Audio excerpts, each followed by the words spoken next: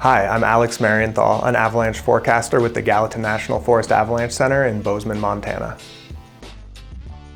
Avalanche forecasters gather information in a variety of ways. We go out in the field ourselves and dig snow pits, look for avalanches, see how much it snowed or what the wind's been doing.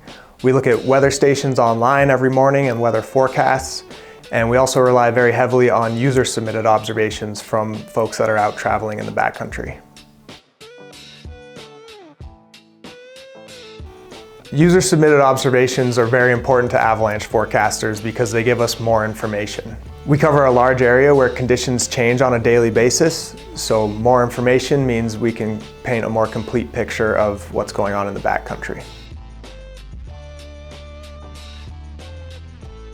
All observations are useful. They don't have to be technical like a snow pit profile or snow grain classifications. Although we do really appreciate those, simple can be best. Tell us where you traveled for the day, what aspects and elevations, and how much it snowed overnight, where the wind's blowing from. Did you see avalanches or not? Did you trigger an avalanche? That sort of information is the most important information for us.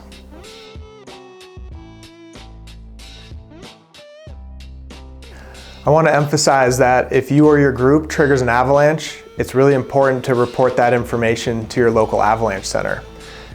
These events can be intense and sometimes accompanied by feelings of shame or embarrassment, but sharing this information is bullseye data that the snowpack is unstable, and it helps the avalanche center create a more accurate forecast, and it helps other backcountry users potentially make safer decisions.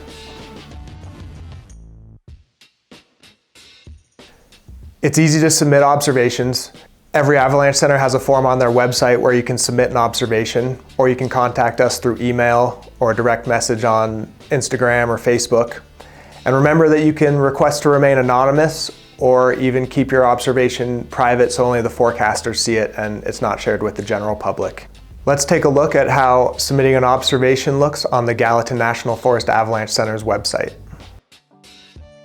You can submit an observation by clicking the button in the top center here, which can also be found on the forecast page and the drop-down menu at the top.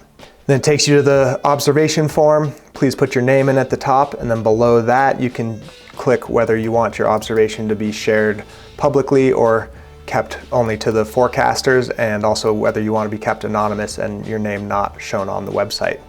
The title of your observation is required. Use something concise but that tells us where you were and what you saw.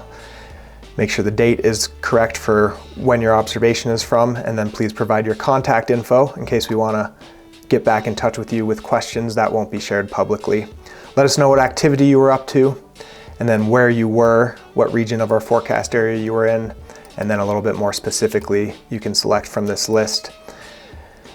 The box here is where we'd like you to enter the main observation, describe what you saw out there, or any descriptions of photos you might submit. Down below this box you can attach media if you have a snow pit profile, or photos. Everyone's got a camera in their pocket these days, and photos are really useful for us to see what you saw. So please share those if you have them, and if you'd like to include a video, you have to upload it to YouTube or Vimeo and then include a URL in this box to share a video with us, which we do appreciate.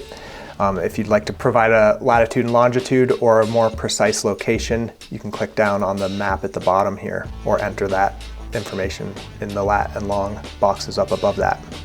Then tell us you're not a robot by entering the code in this image and hit Send Snow Observations.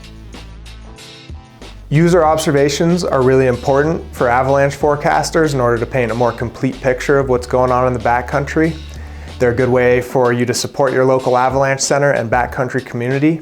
So I highly encourage you to submit observations to your local avalanche center and let us know what you see out there this winter.